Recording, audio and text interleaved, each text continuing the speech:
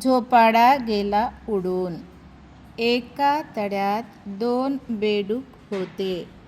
एकदा त्यांना पाण्यात 2 खांब दिसले. त्यांनी एक वेल आणून खांबांना बांधला. वेलाचा छानदार झोपाळा तयार झाला. दोघेही बेडूक त्यावर बसून झोके घेऊ लागले. तोच काय गंमत झाली. अचानक तो झोपाळा उडू लागला. ते 2 खांब नसून एका बगळ्याचे पाय आहेत. हे लक्षात आल्यावर बेडकांनी पटकन पाण्यात उड्या मारल्या.